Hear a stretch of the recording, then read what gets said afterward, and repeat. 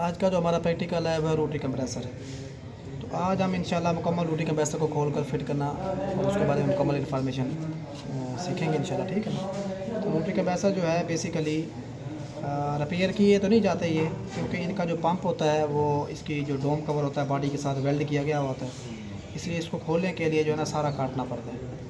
तो इसलिए इनकी रिपेयरिंग कम की जाती है, लेकिन इसकी हम जो है ना इसकी इन्फॉर्मेशन आप लोगों को देंगे कि रोटरी कंप्रेसर जो है उसके इंटरनल हिस्से जो है कैसे कैसे वर्क करते हैं और इसमें प्रेशर कैसे बनते हैं और कैसे जो है ना प्रेशर कहाँ से और कहाँ से सर्कुलेट करता हुआ कहाँ से कम प्रेशर के साथ दाखिल होता है, कहाँ से डिस्चार्ज होता है, ठीक है ना।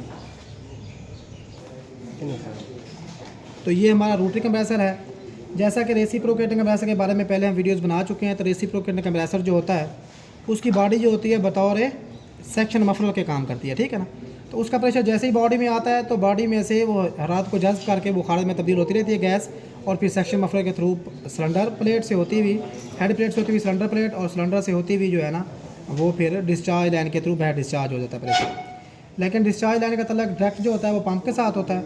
लेकिन रोटरी कंप्रेसर जो होता है, रोटरी कंप्रेसर का जो सेक्शन लाइन है, ये सेक्शन लाइन है हमारी रोटरी कंप्रेसर की, तो इस लाइन का जो सेक्शन लाइन के सीरीज़ में जो है हमारा कामोलेटर लगा हुआ होता है। अब ये हमारा जो कामोलेटर है, इस कामोलेटर में पहले गैस यहाँ से दाखिल होती है, फिर यहाँ से आउट होकर ये सेक्शन लाइन हमारी, ये सेक्शन लाइन डायरेक्ट पंप में जाकर खुलती है, ठीक है ना। और जो डिस्चार्ज लाइन होती है, जो बॉडी जो हमारी है वो डिस्चार्ज मफलर का काम करती है, ठीक है ना। तो इसलिए जो सेक्शन लाइन हमारी डायरेक्ट बॉडी इसके सिलेंडर में जाकर खुलती है, तो इसके सीरीज़ में कामोलेटर का लगाना ज़रूरी होता है। कामोलेटर रफ़ी साइकिल का कोई बुनियादी हिस्सा नहीं है, लेकिन कामोलेटर एक हिफाजती आला है और सिस्टम की कारकर्दगी को बेहतर लगाने के लिए इस्तेमाल किया जाता है। कामोलेटर में गैस जब दाखिल होती है तो कामोलेटर लिक्विड को अपने अंदर रोक लेता है और वेपर को मुकम्मल तौर पर वेपर को कंप्रेसर के अंदर भेजता है, ठीक है ना। इसका काम बेसिकली जो होता है सेक्शन लाइन से आने वाली गैस के अंदर लिक्विड लाइन को अपने अंदर रोक लेना और मुकम्मल बुखारात को कंप्रेसर के अंदर भेजना, क्योंकि कंप्रेसर जितने भी हैं वो वेपर को प्रेस करने के लिए बनाए जाते हैं। तो ये हमारा जो है ऊपर वाला टॉप कवर है हमारा, इसको डोम कवर भी कहते हैं, ठीक है ना। हमारा डोम कवर हो गया। ये हमारा डोम होज़ है, ये हमारा डोम होज़ है, ठीक है ना। डोम होज़ के अंदर ये हमारा स्टेटर है, ये हमारा रूटर है। अब इसको हमने काट कर लैदा किया हुआ है, ठीक है ना। तो इसके साइड वाले कवर्स हम ये उतारेंगे। उतारने के बाद ये हमारा कंप्रेसर हो गया, ठीक है ना। अब कंप्रेसर जो हमारा है बेसिकली ये हमारा स्टेटर है सारा, ठीक है। और इस रोटरी कंप्रेसर के अंदर यहाँ पर हमारे ये जो 3 थिम्बल है हमारे कामन स्टार्टिंग, ये इसके साथ अटैच होंगे। कामन हमारी यहाँ पर लगेगी, ये हमारा कामन का पॉइंट है, क्योंकि कामन के सीरीज़ में हमारा ओवरलोड लगा हुआ है, ठीक है ना। ये हमारा ओवरहीट ओवरलोड प्रोटेक्टर है, ओवरलोड प्रोटेक्टर भी है, ओवरहीट प्रोटेक्टर भी है। दोनों सूरतों में एम्पीयर के ज़्यादा होने पर या कंप्रेसर के ज़्यादा गर्म होने पर दोनों सूरतों में ये ट्रिप कर जाता है, सर्किट इसका ओपन हो जाता है, जिससे कंप्रेसर की मोटर जलने से बच जाती है। बाकी ये दो जो हमारे टर्मिनल हैं ये रनिंग स्टार्टिंग के हैं। वो कामन रनिंग स्टार्टिंग चेक करने का जो प्रोसेस है कि हम चेक करेंगे तारों को, फिर उसके साथ उसके कनेक्शन मुकम्मल करेंगे, ठीक है ना। तो ये जो हमारा कवर है साइड वाला, इस कवर को हम ये हमारी सेक्शन लाइन है। तो जैसा कि ये हमारा नीचे वाला बेस कवर है, ठीक है ना। और ये हमारी जो इसका साइड वाला कवर हम उतारेंगे। ये सेक्शन लाइन हमारी सीधी जो है ना डायरेक्ट अटैच की गई है उसके पंप के साथ, ठीक है ना। अब ये जो प्रेशर सेक्शन लाइन हमारी यहाँ से है, क्योंकि यहाँ पर एक कामोलेटर लगा हुआ होता है तो गैस यहाँ से आती है। ये वाला हिस्सा जो हमारा है यहाँ पर फिक्स किया गया होता है। तो ये हमारी सेक्शन लाइन है। ये सेक्शन लाइन से प्रेशर डायरेक्ट जो हमारा है सिलेंडर प्लेट के अंदर आ जाता है, ठीक है ना, सिलेंडर के अंदर आ जाता है। अब जो हमारा ये जो स्टेटर है, ये स्टेटर हमारा अलहदा हो जाएगा, ठीक है ना। अलहदा होने के बाद यहाँ पर ये हमारा एक स्प्रिंग होता है, ठीक है ना, डिवाइडेड ब्लेड स्प्रिंग जो हमारा होता है। अब जब हमारा रूटर वर्क करेगा, अब यहाँ से आप देखेंगे कि रूटर जब हमारा वर्क करता है तो ये डिवाइडेड ब्लेड है, ठीक है ना।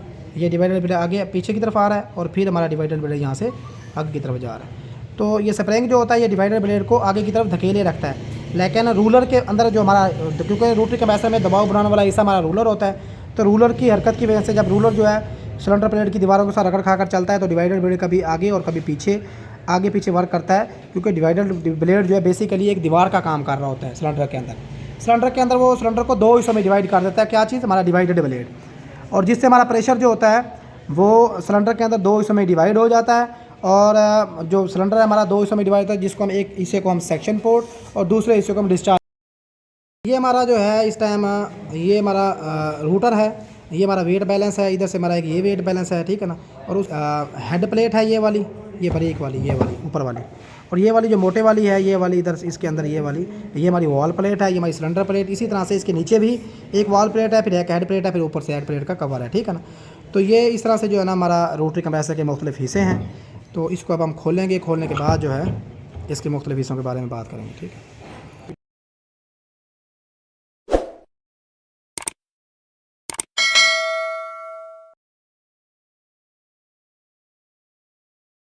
तो अब हमारा रोटरी कंप्रेसर जो है, रोटरी कंप्रेसर का सबसे पहले जो है, ये सबसे पहले वाला हिस्सा जो नज़र आपको आ रहा है, इसको हम हेड प्लेट कहते हैं, ठीक है ना। तो ये हमारी हेड प्लेट है जो इसके ऊपर यहाँ पर लगी हुई होती है, ठीक है ना जी। ये हेड प्लेट है। हेड प्लेट उतारने के बाद नीचे हमारी ये जो है, ये हमारी वॉल प्लेट है।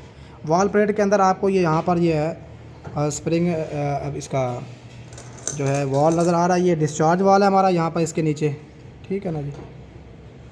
ये हमारा डिस्चार्ज वाल है जो नीचे वर्क कर रहा है। ये जो स्प्रिंग स्टील का बनी हुई पतरी है, ये डिस्चार्ज वाल के तौर पर काम करती है, लेकिन ऊपर लगी हुई ये जो पतरी हमारी है, ये स्प्रिंग टेंशन का काम करती है, मतलब उसका टेंशन रखती है, स्टैंड रखती है, ताकि वो वाल जो है मखसूस प्रेशर पर जाकर खुले, ठीक है। और उसके बाद जो है ये हमारी सिलेंडर प्लेट है, ये हमारी सिलेंडर प्लेट है। सिलेंडर प्लेट में यहाँ पर जब हम स्प्रिंग लगाएंगे, यहाँ पर ये हम स्प्रिंग लगाएंगे, तो स्प्रिंग ने डिवाइडेड ब्लेड को बिल्कुल अटैच कर दिया रूलर के साथ, ठीक है ना।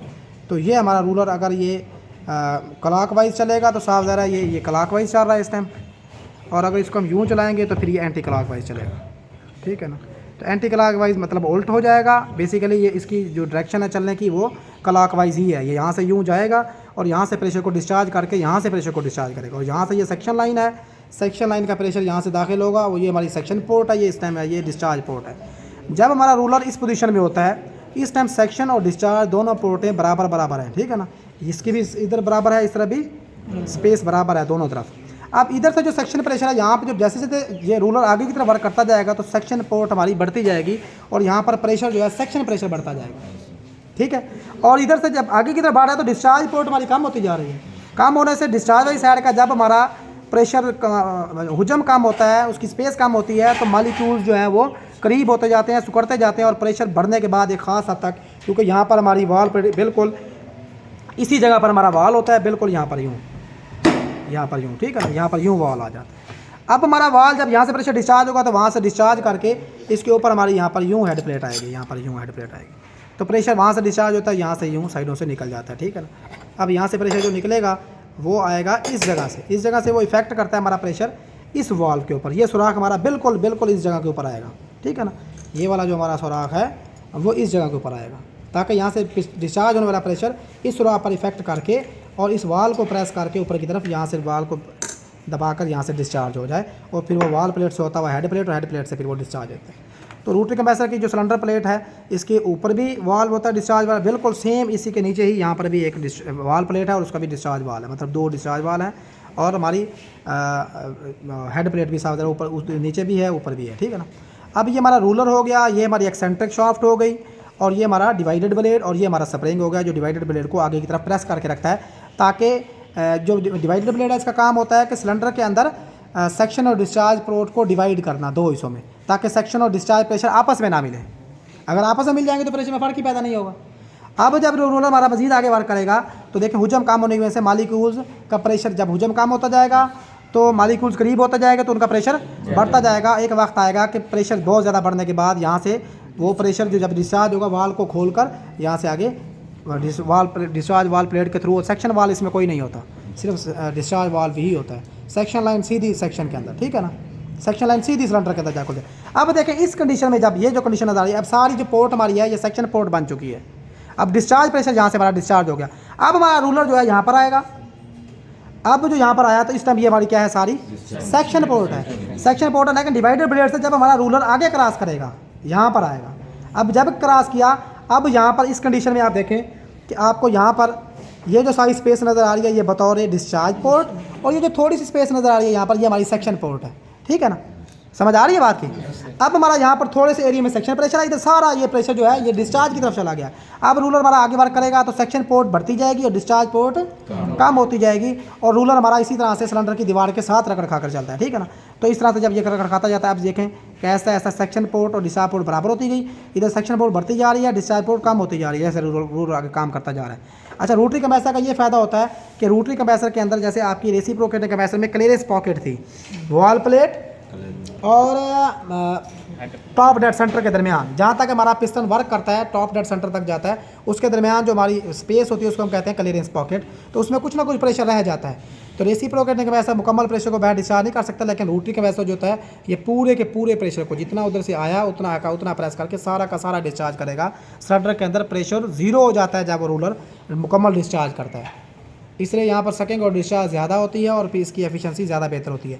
तो सिस्टम्स के अंदर जो हम बतौर वैक्यूम पंप यूज़ करते हैं तो रोटरी कंप्रेसर ज़्यादा बेहतर होता है। रोटरी कंप्रेसर जो है मुकम्मल सकिंग करके मुकम्मल डिस्चार्ज करता है, तो वैक्यूम ज़्यादा अच्छा करता है, तो बिल्कुल भी प्रेशर नहीं बचता। रेसिप्रोकेटिंग कंप्रेसर से रोटरी कंप्रेसर बतौर अगर वैक्यूम पंप यूज़ किया जाए तो उसका रिजल्ट ज़्यादा बेहतर होता है, क्योंकि वो सारा का सारा प्रेशर प्रेस करके सारा का सारा डिस्चार्ज कर देता है, जिससे वैक्यूम ज़्यादा अच्छा और ज़्यादा और बेहतर और जल्दी होता है। ठीक है ना, तो समझ आ रही है यहाँ तक?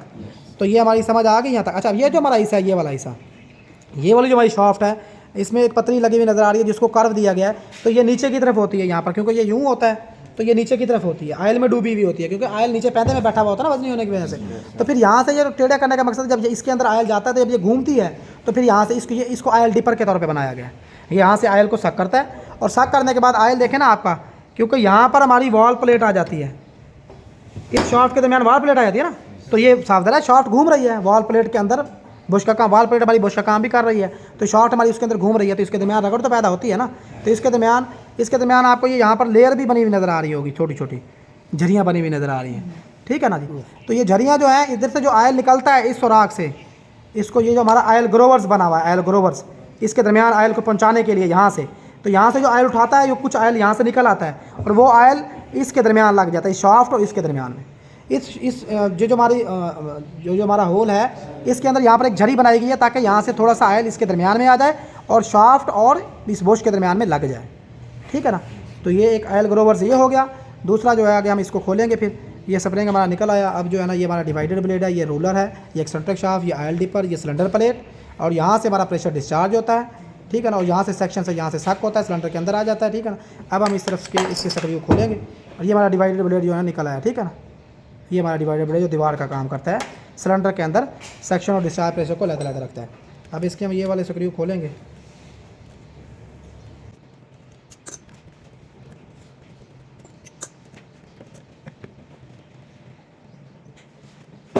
तो इस तरफ के स्क्रू हमारे खुल गए हैं। अब ये देखें कि ये हमारा रूलर है, क्या है, ये रूलर है। अब जो आयल हमारा आयल डिपर यहाँ से उठाता है, तो कुछ आयल हमारा इस जो हमारे आयल ग्रोवर्स बने हुए हैं, आयल के गुजरने के रास्ते। ठीक है ना, ये आयल डिपर यहाँ से आयल को उठाता है, कुछ आयल यहाँ से निकलता है जो इस वॉल प्लेट और शाफ्ट के दरमियान में रगड़ को काम करता है। ठीक है ना, और फिर जो है कुछ आयल हमारा आ जाता है इस हिस्से के अंदर, जिसके ऊपर रूलर यहाँ पर वर्क कर रहा है। ये देखें ना, रूलर यहाँ पर इस हिस्से के ऊपर यहाँ पर चलता है ना, तो रूलर भी तो साथ सिलेंडर के साथ रगड़ खा रहा होता है, इसलिए यहाँ से जो आयल निकलता है वो रूलर के दरमियान और क्रिंक शाफ्ट, एक्सेंट्रिक शाफ्ट के दरमियान, क्रिंक शाफ्ट कह लो, एक्सेंट्रिक शाफ्ट कह लो, इसके दरमियान में रगड़ को काम करने के लिए। ठीक है ना, यहाँ से जो आयल निकलता है वो साथ ऊपर नीचे फैल जाता है, यहाँ पर थोड़ी सी झरी बनी हुई नज़र आ रही है ना, तो यहाँ से जो आयल होता है फिर साथ वो हर तरफ लगता रहता है।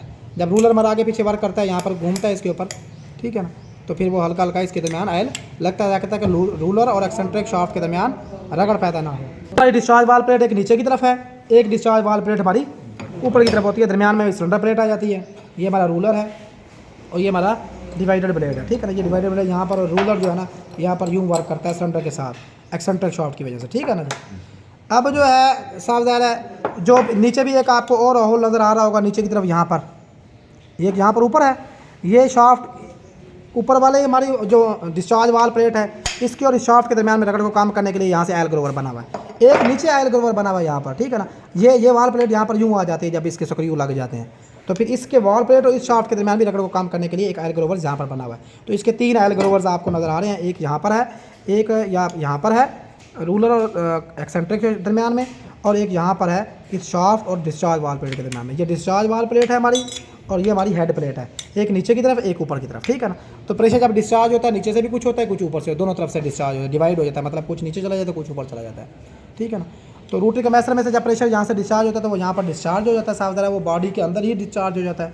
तो बॉडी जो हमारी है वो बतौर डिस्चार्ज मफलर काम कर रही होती है, और सेक्शन लाइन हमारी सीधी जो है वो सिलेंडर की हमारी जो सिलेंडर प्लेट है उसके अंदर डायरेक्ट सिलेंडर के अंदर जाकर खुलती है सेक्शन लाइन हमारी, और सीधा प्रेशर जो हमारा है वो सिलेंडर प्लेट के अंदर जाता है। ठीक है, बात समझ आ रही है कि नहीं आ रही? तो ये थे हमारे मुख्तलिफ हिस्से जो हमारे रोटरी कंप्रेसर के थे, ठीक है ना। तो इनके मुख्तलिफ काम भी आपको बता दिए, ठीक है ना, और इसके बारे में समझ आ गई है नहीं, ठीक है।